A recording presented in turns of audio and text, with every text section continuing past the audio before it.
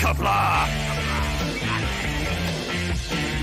I'm going to take this opportunity, however, to suggest that we all hail heroic. Oh, that's all I'm saying. Forgive me, Doctor. I'm receiving a number of distress calls. I don't doubt it.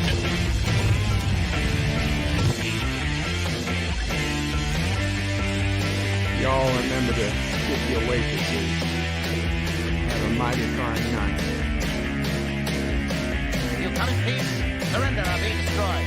Dare to make war, we surrender. False good, important news are new people. When the appointed hour arrives, the Marauders will deactivate their cloaking devices and begin transporting Klingon shock troops directly to the landing zone.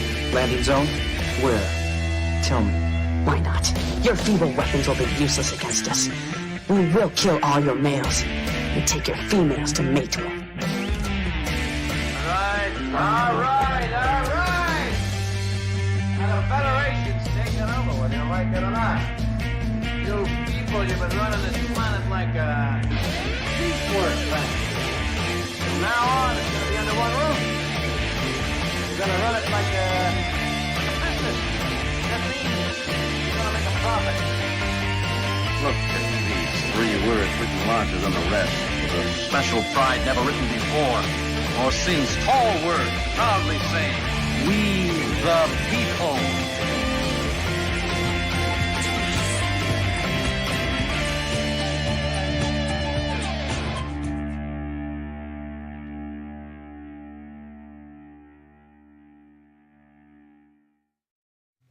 Hi, I'm Nicole DeBoer. I played Lieutenant Ezri Dax on DS9, and I welcome you to Bird O' Prey 5 channel. Hail Karoga.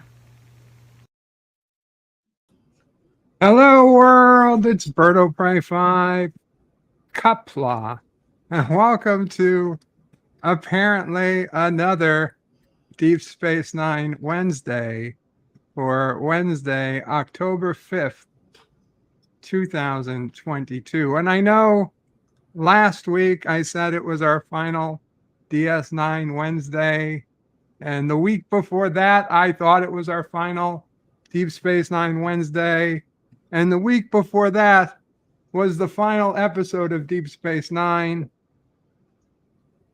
But alas, powers beyond my control, the creative influences and bureaucracy known as Paramount Plus decided to air Star Trek Lower Decks Season 3, Episode 6,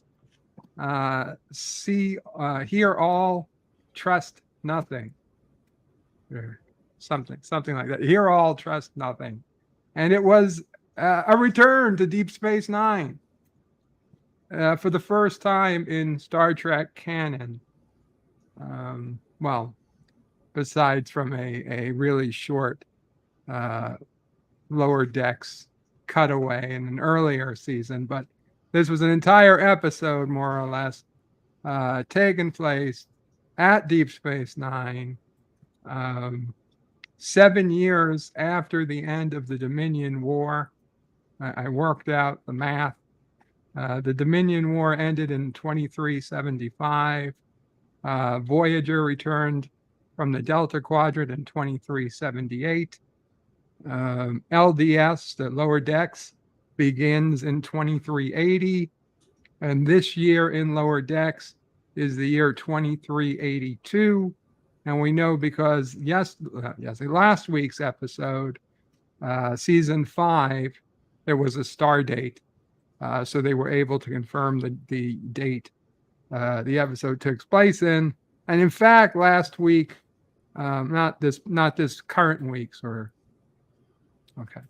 last week's episode, meaning episode 5, not episode 6, because we get a new episode tomorrow. So, I mean, this week's is really tomorrow's. Anyway, the episode we're going to watch today is episode 6.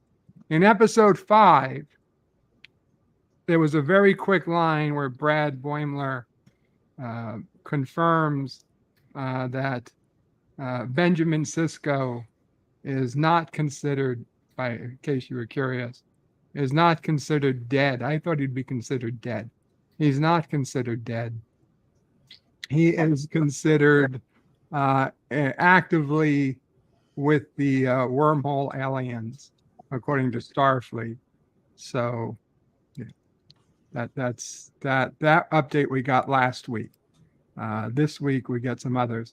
And thank you for coming up to the panel so much, John DeMarco, Qapla. Thank you, Bird. Hello, everyone. Hello. And Positive Candor, welcome, Qapla. Qapla. So yeah, so I had to do it. I had to bring us to Lower Decks. And if you haven't seen Lower Decks before, you're not really getting any type of spoilers. These episodes are mostly episodic. I can honestly say that it's not going to ruin your enjoyment of the show any, even if you didn't see. I saw Kronos mentioned he hasn't watched Lower Decks this season yet. That's fine. If you don't want to watch it, I get it. I understand Lower Decks isn't for everybody. But even if you do intend to go on and watch Lower Decks, at some point, I can honestly say, watching it out of order, watching this one episode, I honestly don't believe it's going to affect your enjoyment of the show. John, do you have any thoughts on that? Yeah, I don't think it really matters in terms of, watching the show in order. Okay. Positive, do you have any? I know you dislike this episode immensely, but do you have any thoughts on watching it out of order? Would it ruin it for anybody? No, Okay. it won't ruin anything for anybody. Yeah, I mean, I do hate this episode. Yeah, I mean, and I get it, and that's fine. I mean, people are going to have different opinions on it. It grew on me. It grew on me, but I enjoyed it overall. But we'll see it soon. Not Ryan Johnson was first in the chat. Hail, not Ryan Johnson. And then Positive Candor said he was unsubbing, but I guess you made it back. John Araki says he was the second person here, and John DeMarco says opportunity plus instinct Did you see the equals DS9 Wednesday. What did I? Did you see the post that Mike McMahon said he wants to do an episode eventually with the Star Trek Enterprise crew? I did not see that, but that would be interesting. I mean, let's put it this way. I mean, it wouldn't be until next year, obviously. Right. Since he wants to do it doesn't mean it's going to happen. Yeah, he wants to do it. But yeah, can it happen? He said it depends on the story and if they can get, I would guess, just a heads up. And whoever else in it. If you care, Positive, your avatar is broken on YouTube. If you don't care, that doesn't bother me. Just so you know. YouTube. Yeah, I mean, it happens a lot. You see it in StreamYard, but when you view it on YouTube, it's a broken image. Usually you just have to change your avatar to something else and change it back. Okay. Usually fixes it. Edit audio avatar? Yeah, edit audio avatar. Just you swap it out to some other one if you have. And then go back and then click done. Is it better? It takes a minute. Yes. Number one, it's now working. There it is. All Positive fixed. Candor working. Positive Candor is now working too. Yes. Okay. All good. Thank you. Well, Richie Poole is in the house. Is Qapla, Richie. And it looks like Garfield's sitting on the CO deck pretty well. Yeah, he is. Not Ryan Johnson says, I see my message was removed by YouTube agency. No, it might have been, but I still got it because I didn't close the window today. Hello, and Qapla. Hail, Karoga. Thank you again, not Ryan Johnson. Richie Poole also using a lot of custom emojis. And Richie Poole says DS9 Wednesday plus Lower Decks Wednesday leads to Enterprise Wednesday. Next week, we're going to do Enterprise Wednesday. Mike Richards is greetings from Columbus, Ohio. Bird Prey 5 in chat, greetings. Mike Richards. And then Mike Richards says, on the other hand, Bird does not love soybeans. I know Deej is going around telling people that he's harvesting soybeans for me and Karoga, and that's just not true.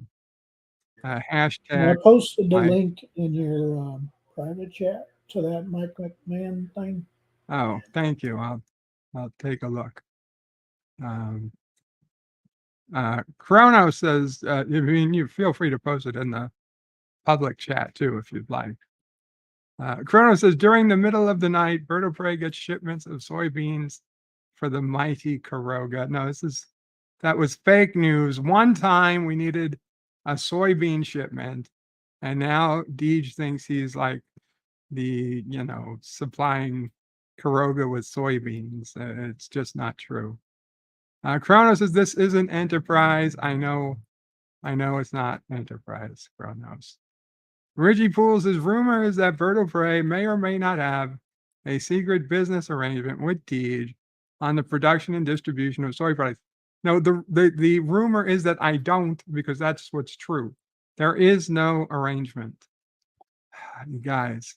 Richie Poole says, Bird may very well be the Heisenberg of the soy world. No, it's not my product. Not my guys. Why is everybody bringing up soy so much? Chrono says you can snort the soy dust. That's how the orphans get their meals. You know what? I would be worried for Deej. In his video, he was smoking a lot of soy dust. He was driving through it. I think it rots his brain. So I think you guys might be that maybe there's a soy problem at the White House. I don't know, but maybe that would explain a few things. Richie Poole says Chronos Bird is building up the anticipation for Enterprise Wednesday by delaying it another week. Yes, well, we had to do it. We had to get through Deep Space Nine. Lentils are good. I'm sure they are. You forgot about the orphans and the Soylent, however, says Chronos. 54.5 Access Radio says Soylent Green goes well with, I'm not even going to read that because I don't want to upset Mamo Prey. Chronos says Bird of Prey, you may get no thumbs up from me because I haven't seen any of season 3 of Lower Decks yet. It's fine, Chronos. I appreciate that you're passionate, but I don't think it's going to affect Lower Decks. Mike Richards says Monty Python strawberry tarts. Well, it's got some rat in it. How much rat? 3. It's quite a lot, actually. Wow. Kronos likes spam. John Araki says hashtag salty Lord Bird of Prey sandwich, which is another very unfortunate thing that became, once it was said, it can never be unsaid, apparently. Crow says, oh, I don't like spam, and a different sketch. Richie Poole says, I'm guessing that Bird of Prey is going to give this episode of Lower Decks a 7.5. It's actually probably pretty close. That's probably what I'd have to give it, somewhere around that, although we'll watch it. I put the link up if anybody wants to come up to the panel. If I don't hear it beep in, please let me know in the chat. Carlo Albanese, Qapla, Carlo, hail, Karoga. CDJ's in the house. Hello, CD. Bradley Briggs is up, Bradley. Carlo Albanese says, we, the people, demand Bird of Prey 5. Well, I'm here. Yvette, good evening, Yvette. Good evening. Yvette says, good evening, Bird and everyone. Welcome, Yvette. Carlos says, another DS9 Wednesday. Yeah. Carlo, excuse me, not Carlos, Carlo. Springtime says, I thought it was 2377. No, the year in this episode is definitely 2382. The end of the Dominion War was 2375, and Voyager got back in 2378. So I'm not sure. 47 New York Times says, it's been a long road since, and we still ain't there. Hashtag Enterprise. Fair enough. Fair enough. Carlo says, we're watching the future. Kurogan time travel at its best. Kronos calls me a tool. Thank you, Kronos. Yeah, they should have renamed the first episode Naked Splooge Rubdown or something like that. Stan Lee says, just act like you're admiring the pylons. That is a funny line. LDG is in the house. Welcome, LDG. Free the net. Howdy. Lower Decks is the best Trek since Best Trek. Random Menace is in the house. What is there to hate about the episode? I mean, greetings from the future. No, it's a whole other issue. Carlo Albanese uses his 25-month membership message to say thanks for letting us chill out for Lower Decks. As always, we'll clean up after the show so Mamo Prey doesn't have to. Hail Karoga. Thank you, Carlo, and Mamo Prey appreciates it. The Random Menace is Vertebrae. How long will you be postponing Broken Bow? This is frustrating. One more week.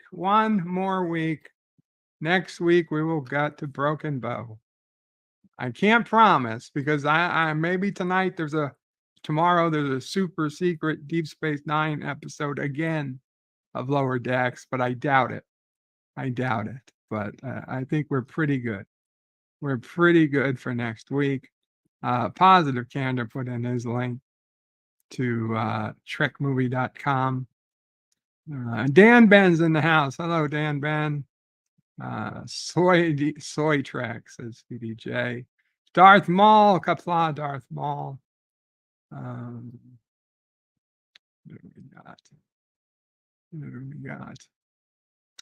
Stan Lee. I think I said hello to you, Stan, but hello again. If I didn't, Gap After Dark, Qapla Gap. Guys, I'm just going through the chat. A little extra chat today since Lower Decks is only a 25-minute episode or so. I'll have a little extra time. Carlo Albanese says, Sunday. Birdo Prey 5 might eat the out-of-date spam. Mamo Prey saved for us. Tune in to find out, always. Cinnabon Bunny says, hello, Qapla, Cinnabon. Cinnabon, I started today with like 180 million chips. Then I dropped down to like 120 million. I'm back up to 137 million now. Mike Richards says, hello, Captain Fandom Nerd. Oh, Captain Fandom Nerd. I didn't even see you here. Qapla, Captain Fandom Nerd. There you are. Kronos. Oh, there he is. Qapla, Captain. Springtime is in the house. Says, no, that Voyager got back in 2377. Oh, LD is 13. Voyager got back in 2377? Okay. I thought it was 2378. That's what I Googled. Kronos is Bird of Prey. I was calling Boingler a tool, just to be clear. Oh, thank you, Kronos. So not me. Thomas Potts, Qapla, Thomas, welcome. Bird has to hate something about the episode so the Fandom Menace doesn't kick him out. I don't have to hate anything about the episode. I mean, I will hate some things, I'm sure. Stanley says, by the way, there is nobody to kick you in or welcome you to the Fandom Menace. There's just if you identify as such or not. Stan Lee says, Bird of Prey, cool that Armin played one of the first Ferengi on TNG. On the episode, he got trapped by the aliens, and he had those whips we never saw again. Yeah, and he hated his initial performance in TNG, and he always felt Quark was his way of really rebuilding the Ferengi and making them an honest to God, race, spacefaring race that you could believe made it to the stars and not just some one-dimensional villain of the week that they were in TNG. Dan Ben says, Bird of Prey, what is your favorite pilot episode of Star Trek? Well, Dan Ben, that's Emissary, because I'm Deep Space Nine through and through. And the TOS pilots were just so horrible. I love TOS. I love TOS too. Don't get me wrong. But the TOS pilots, oh my God. There are some of the awful, awful shows. The Man Trap being the least awful of them all. But well, do you consider the Menagerie or the Cage to be the pilot? The Cage is a pilot. I also consider Where No Man Has Gone Before, because it was the first recorded, even though it wasn't the first aired of TOS. I mean, the Man Trap really has no reason to be called pilot, except that it was the first aired episode. It wasn't the first recorded. It wasn't the first filmed. It wasn't won by any other means. Thomas says, why don't you want everyone to know about your soybean farm? I don't have a soybean farm. Let's see. And Stanley says, Bird, when I rewatched DS9, I was surprised how much Quark was used in the first season. I think they consciously wanted to expand the Ferengi. Well, I mean, Quark is the main character of Deep Space Nine. He's not like a Rom or a Nog. He's main character, like Cisco or Kira or Dax or Bashir. He's up there. And so, he did get used a lot, but that comes with the territory of being a main character. So anyway, guys, let's go ahead and get started. If you are new here or whatever, head over to the Bird of Prey 5 screening room at birdofprey5.com/SR. birdofprey5.com/SR. And you can watch this episode of Lower Decks live with me as we watch it together. If you're watching this later after the fact, then you can watch Lower Decks on Paramount Plus or however else you have a way of watching it. And Qapla Mel, welcome to the stream, to the panel.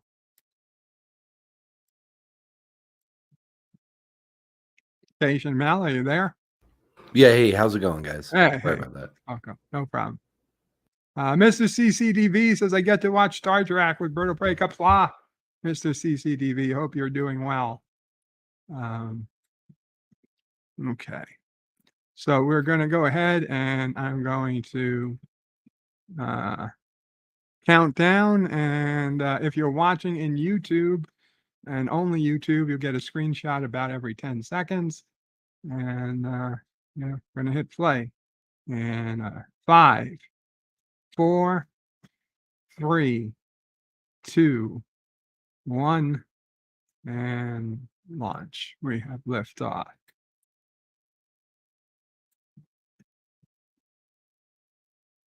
I could probably do without that short intro in front of every episode on Paramount Plus. A CBS Studios production. Oh. The Karema, that was the Ferengi of the Gamma Quadrant. We got a donation from Mr. Joe Biden. My friend Deej tells me you own an apple farm in Illinois. Can you get me the name iPhone? Also, you should own a soybean farm. I love soybeans. Hail Karoga. Thank you, Mr. President. So Captain Freeman just gets the bad news from the Latinx admiral that she's going to negotiate with these Brenema. And his name was Juan Amigo.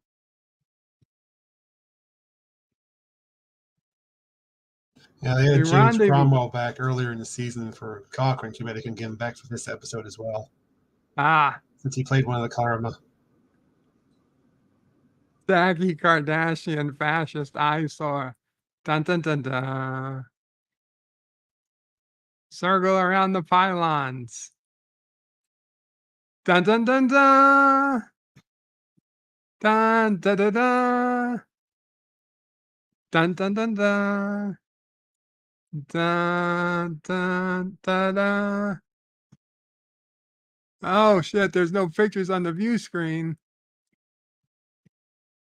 Keep circling. Dun dun dun dun. Dun dun dun dun.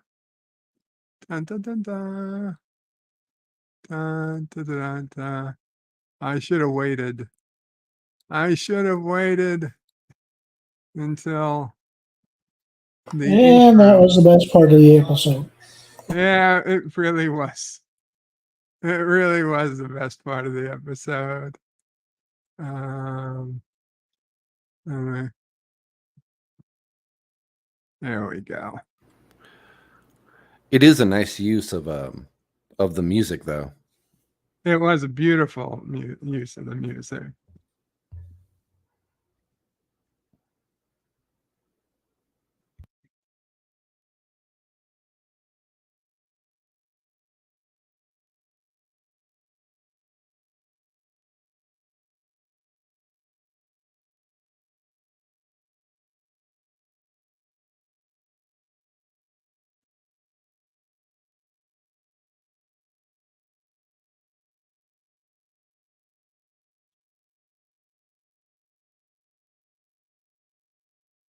Hear all, trust nothing.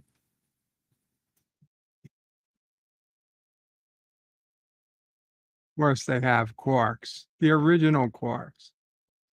Now, did they ever explain how an Orion female can be around non-Orions? Kinda in this episode. I think it's this episode. Yeah, she said something about not all Orions have the pheromones. Yeah.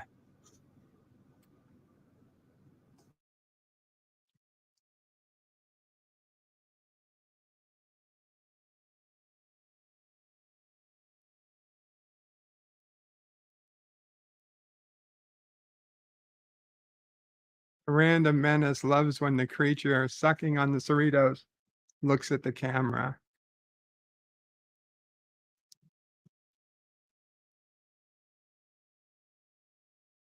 Mr. CCTV has chosen not to have a Jennifer.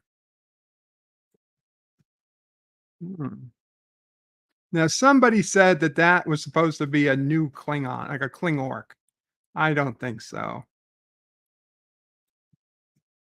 I mean, they have real Klingons there. I don't think they have. Yeah, I really don't think that alien was a Klingork.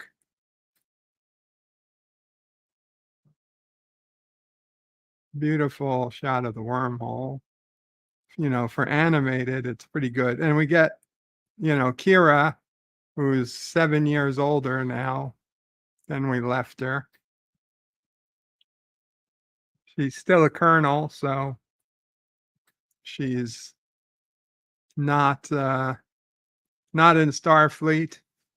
She still got Cisco's baseball, telling me that Cisco wasn't. No, Cisco was not shown at all. Stanley. We got his baseball though. This scene went a little long, in my opinion. How does a guy get into Starfleet with one working eye? Well, I mean, Geordi made it in with no working eyes. I guess that's a point.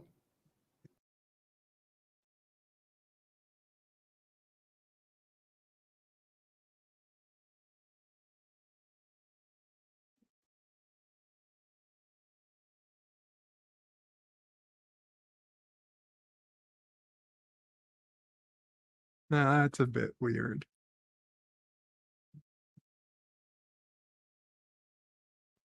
Does it turn out not to be a bomb? It's not a bomb.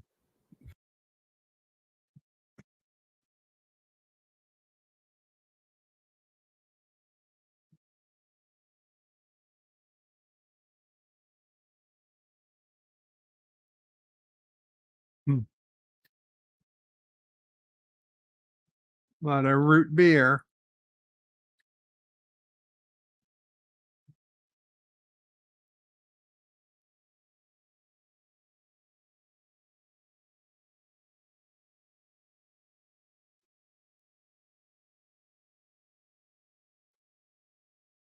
I love how it's called the Quark 2000, even though like we stopped using 2000 and 2000.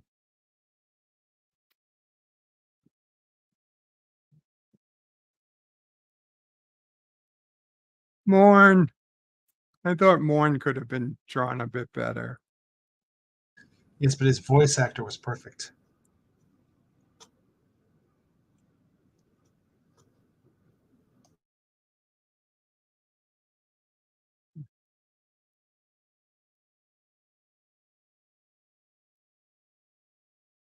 I guess more Orions went into Starfleet right after the end of Voyager. Hello, pop culture curator.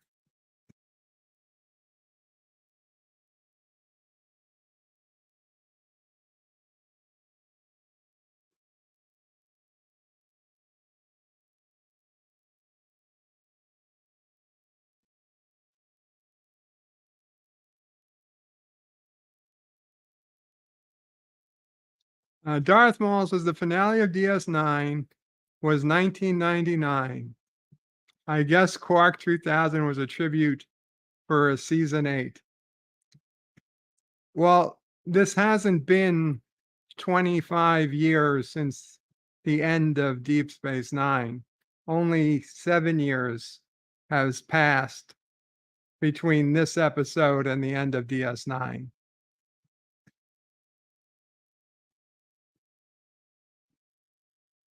Yes, there is a subtitle in German. Morn did speak once in the German version. But Germans don't know what they're talking about, so it's no big deal.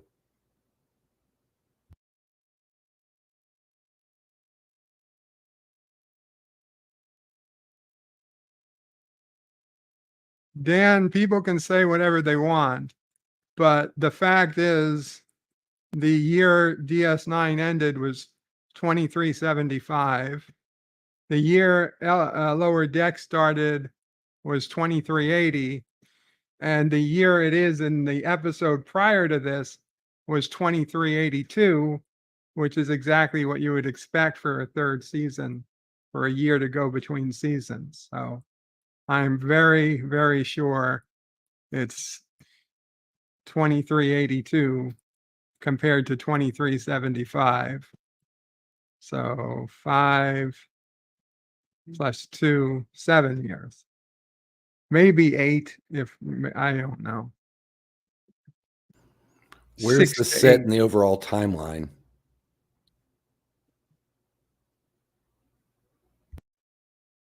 For comparison, this would be a couple of years after Nemesis. Is this current timeline? Is this as far into the future as the show goes in canon? You can't answer that anymore because if you consider Picard canon, then no. And if you consider a Discovery canon, then it's 1,000 years past this. To me, canon, yes. This is as far canon as it goes.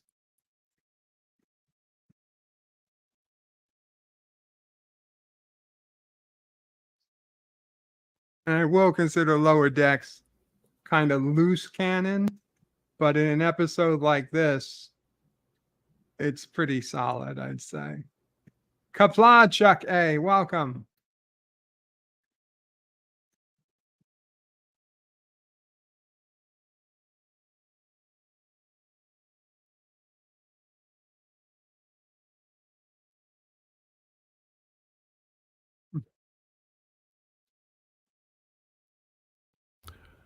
Okay, so she does address it. Yeah. So does that mean she's like defective? She a defective Orion? Uh,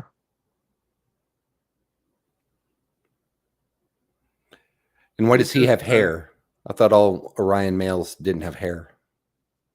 I think Orions do have hair.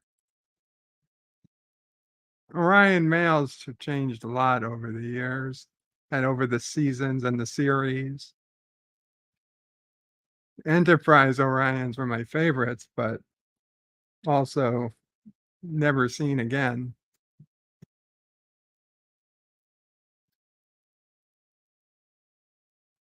And of course, Discovery Orions are the least favorite, although they're just like regular humans that just have green skin. Or they even have human hair.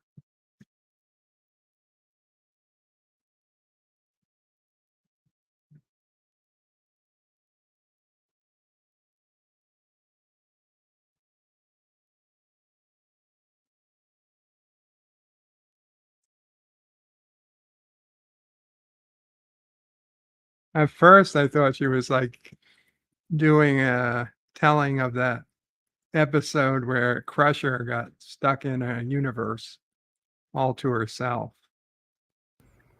It might be a reference. Now, after it, I really don't think they had any explanation. It was just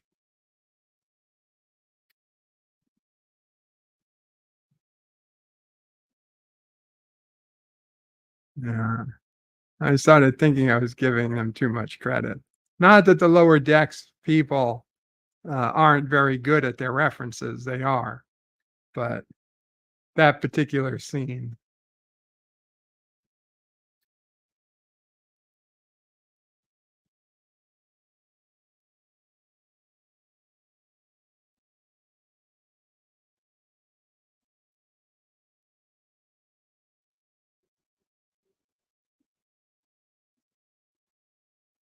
Norman Buckwald, Qapla', of course I remember you, Norman. Well, that's the name of the episode you were talking about. Well, Crusher's friends Oh, were remember disappearing. me. Good point.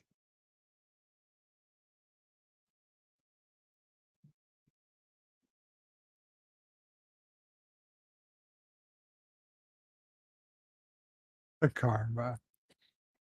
They couldn't even get through the wormhole even if they wanted to.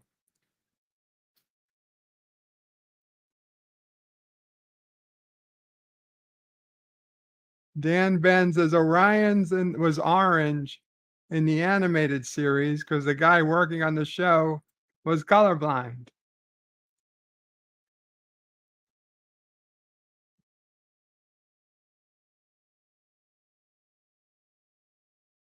Chrono says Deltan females give Orion females a run for their money.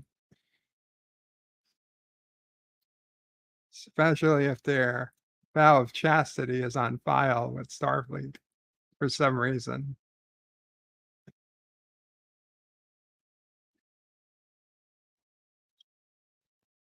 Damn, Boimler is winning. Isn't that Jack Quaid? I believe it is. It's certainly a Quaid.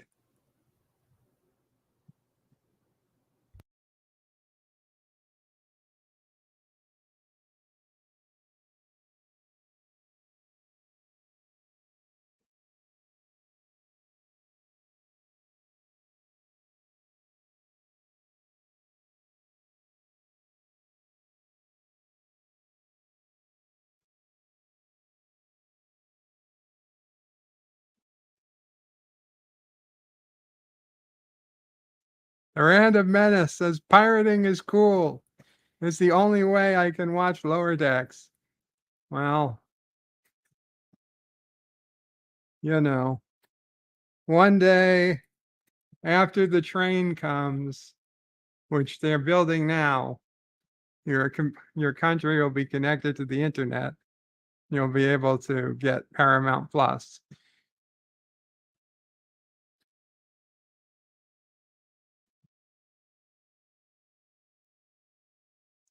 Star Trek Nitpickers, Qapla says best ever episode of Lower Decks. Honestly, I wouldn't say best ever. It's a good episode, but they've had, I think, better.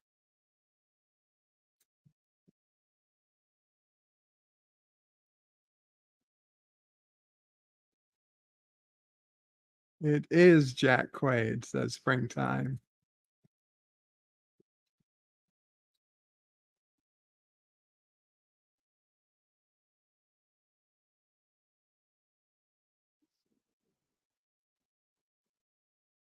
I'm surprised that whatever took out the power of the station also took out the power of the Cerritos.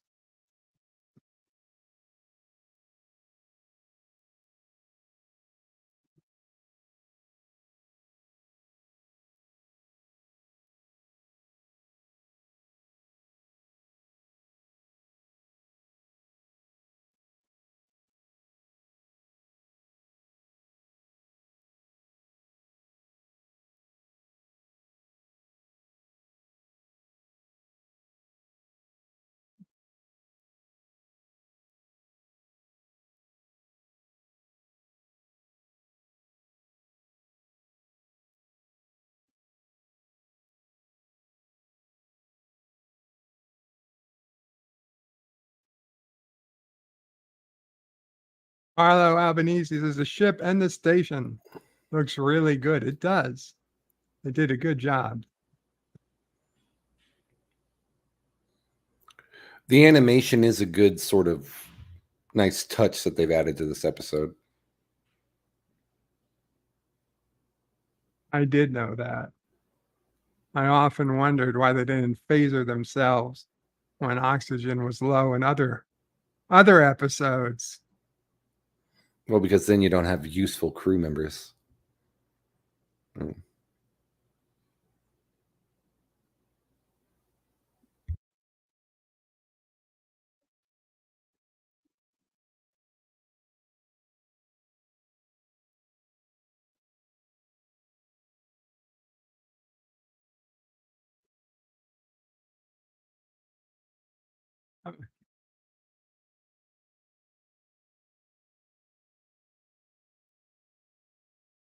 Cincinnati.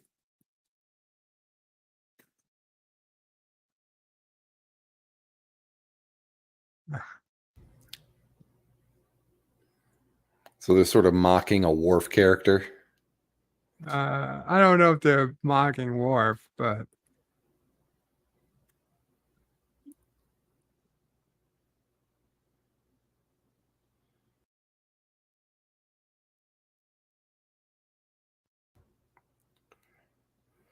Man, they're covering a lot of subjects on this.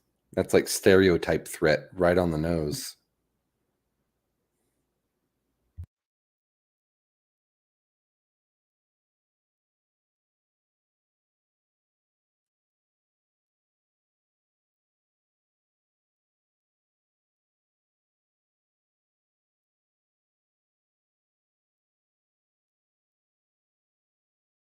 wow.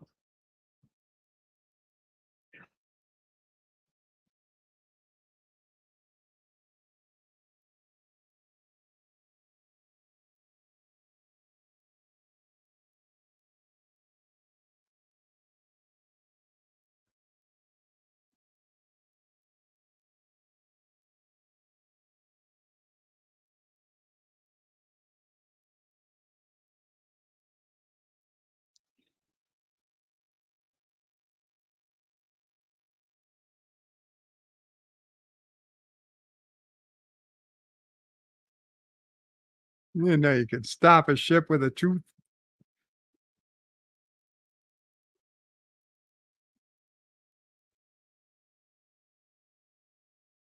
Oh, latinum. Wait, why would there be latinum in a tooth? I don't think they understood that latinum isn't gold. Well, the latinum is more valuable than worthless gold, after all.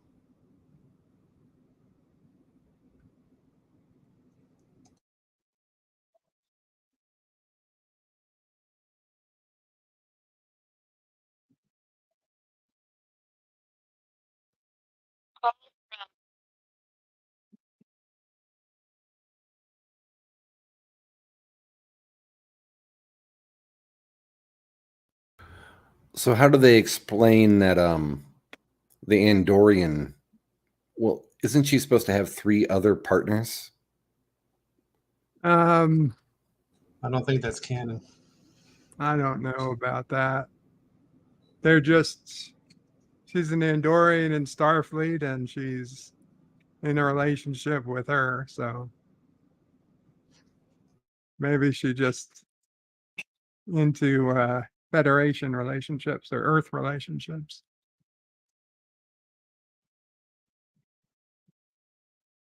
I mean, it's college. She's experimenting.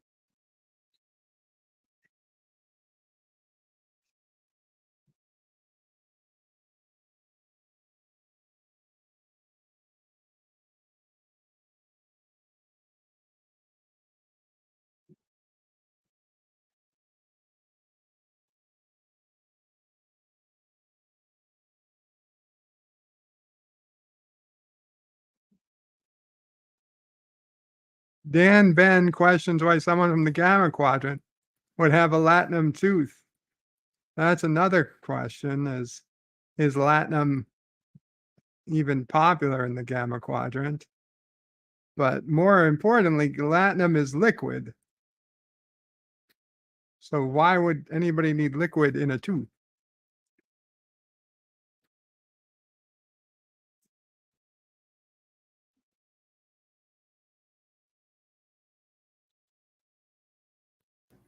%76% is a large percentage. I'm shocked that Cork would allow it. Yeah. See, again, this is another problem. Kira made that program. Of course, she knows that that program exists.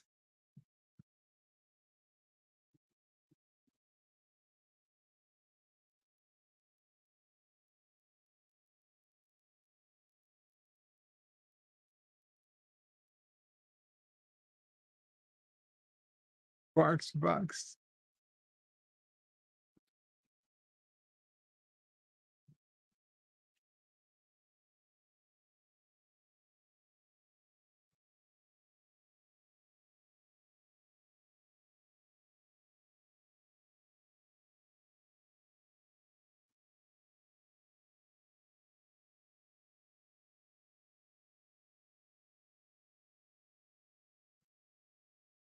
Dan, in gold pressed latinum, the liquid is held inside the gold. If you drilled a hole in the gold, you could get the liquid out, which is basically what Morn did when he ingested all the latinum into his stomach and then regurgitated it after everybody was in prison or dead. So that was it. That was the episode, the relatively short Lower Decks episode, season 3, episode 6. Hear all, trust nothing. And it was a return to Deep Space Nine. I enjoyed it. I honestly did. It wasn't season 8. It wasn't what the it wasn't what they did in the Deep Space Nine documentary. There was nobody else from DS9 besides Quark, Kira, and Morn. and there was no, no info on what happened to Captain Sisko, which I think was probably the biggest question, and no updates on the rest of the crew. But we got something. And if anybody was going to work on it in New Trek, I was glad it was the Lower Decks team, Mike McMahon's team, because they're the only ones that could have done it without totally screwing up the series, the situations. And I'm sure had this been done under an episode of Picard, I would have been screaming and ranting and raving and probably checked into a hospital because I just wouldn't have been able to take it anymore. So I think for all our health, for my health, for certain, I was happy Mike McMahon got the job to revisit Deep Space Nine. I really appreciated the use of the music, came across really well. I did also appreciate, I guess, the animation of the space station. Yeah. I felt it was maybe cut and written a little too tight.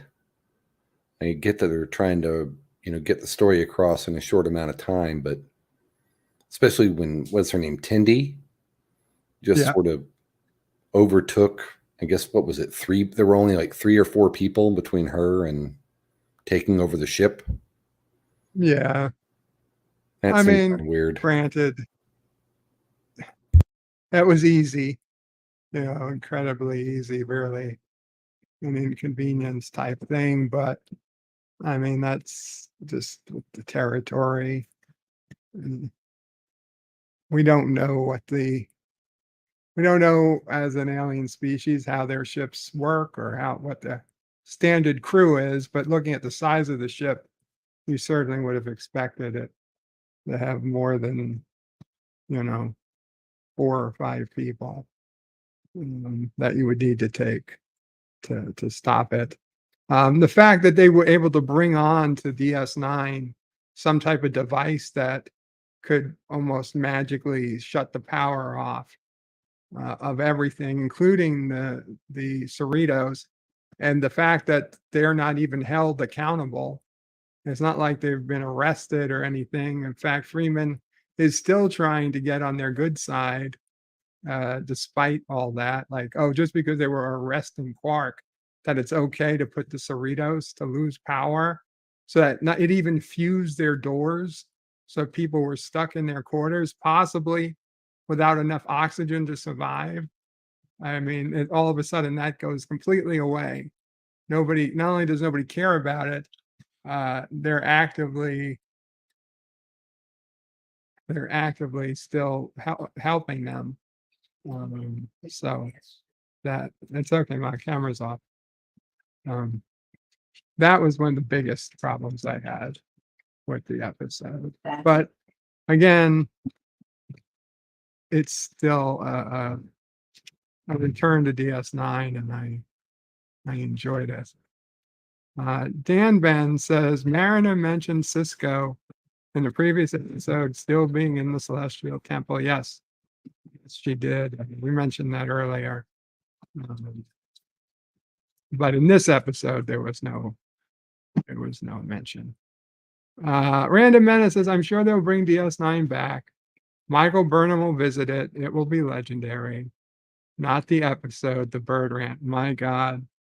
The only thing that Michael Burnham is 700 years past DS9 now. So, I mean, honestly, the station shouldn't even still exist where she is. No.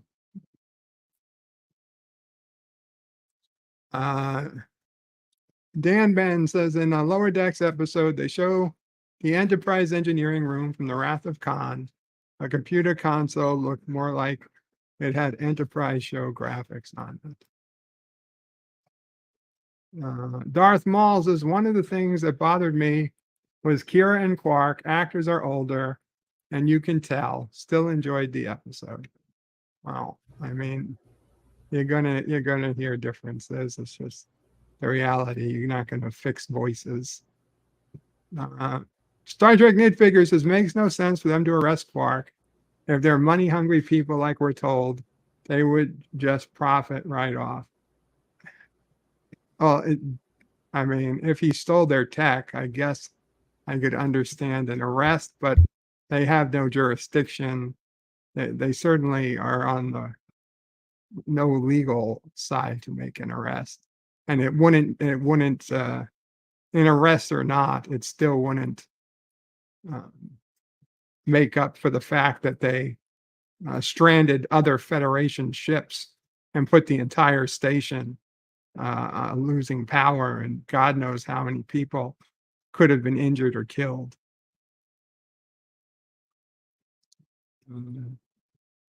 Does anyone know where the animation is done? I assume it's just done in-house. It's Mike McMahon was somebody who worked on Rick and Morty. It's similar, but I think personally, I think the animation on Lower Decks is much better than anything I've ever seen on Rick and Morty.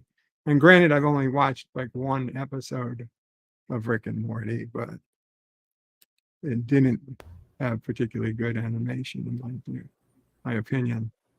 It appears. Oh, Bird. It appears Star Trek Lower Decks is done by Titmouse Animation in Vancouver. Gotcha. Okay. Well, here's an answer. Carlo Albanese says next week on DS9 Wednesday, the episodes of TNG with DS9. You know, Carlo, I did consider those at one point, but that would have been back when they would have aired, not now. Dan Ben, I don't think Star Trek will go back to Enterprise show era. Maybe if they ever do that Section 31 show. Now, I want them to do a Section 31 show, especially if it involves Michelle Yeoh or David Cronenberg.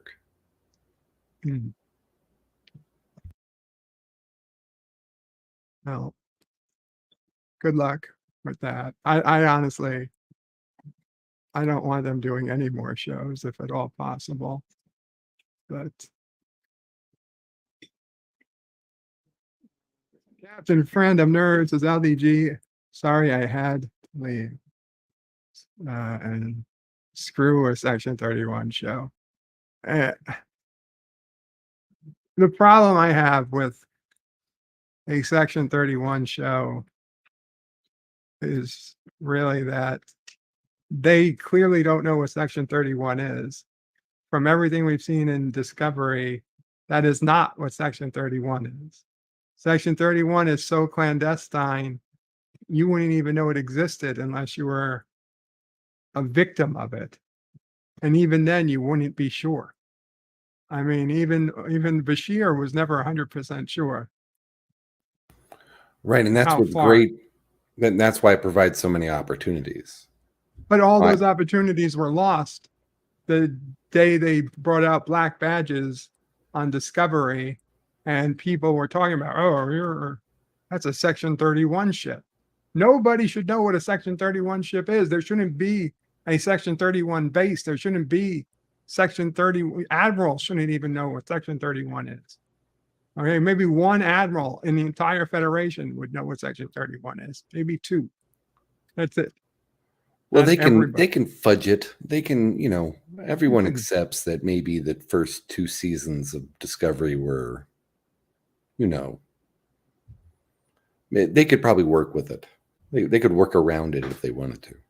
I mean, if they wanted to, that's the thing. I would think that if they went back to Section 31, that they're going back to some of their worst. But who knows? It's possible. I mean, it's certainly possible. Dan Ben's Bird of Prey. No, they didn't even show any other ships at the station. Not a runabout or a Defiant or Bajoran ship or a cargo ship or a Jaeger class would have been funny. Pop culture curator says Michelle Yeoh is way above television garbage. Her movie career is doing great. No sense throwing that down the crapper. Carlo Albanese says, if only Section 31 was just an insane man, Sloan, that convinced everyone to do his bidding. Well, we know that already from Enterprise, Carlo, that Section 31 existed way back in Enterprise's time. So it's obviously more than just Sloan.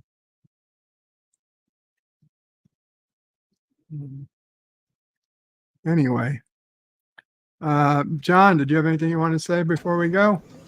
Just thanks for yet another DS9 Wednesday. I look forward to it next week. No.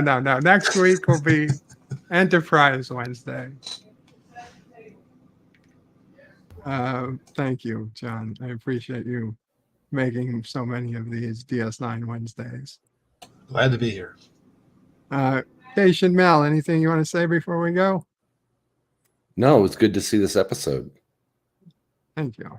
Have you seen it before, or? No. I've been on the fence about getting Paramount Plus, even Gotcha. though I'm a huge Trekkie. Yeah, I know. It's a tough decision. Yeah, I just can't commit for one franchise. I really can't. I hope they get a better show in addition to the Star Trek franchise. Gotcha. Dan Ben says, Bird of Prey. Alex Kurtzman said they brought Section 31 out of the shadows show, and the organization didn't work that way, and they put it back into the shadows. But once something's out of the shadows, it can't go back. You can't have somebody know something, an entire and thousands of people know about something, and then you erase it, and then what, everybody forgets? No, it doesn't work like that. Random Menace says Section 31 is a split group from Area 5. You mean Area 51? The real mystery, yeah, Area 51. The real mystery is the 20. Darth Maul says they just pulled all the Trek movies except the JJ ones. Norman Buckwald says DS9 Wednesdays will always be around on this channel, just no longer live. That is true. And Pop Culture Curator says, in the comedy series Get Smart, Control's secret headquarters was across the street from COS, the secret base of the bad guys. I did not know that. Carlos says, I like how Bird chooses what we see, because otherwise I take 20 minutes to find an episode. Well, we're just going to be going in order with Enterprise, so it'll be easy enough for the next couple years. Carlo Albanese says, Hail Karoga. Thank you so much, guys. Hail Karoga. Qapla All, Bird and Panel out.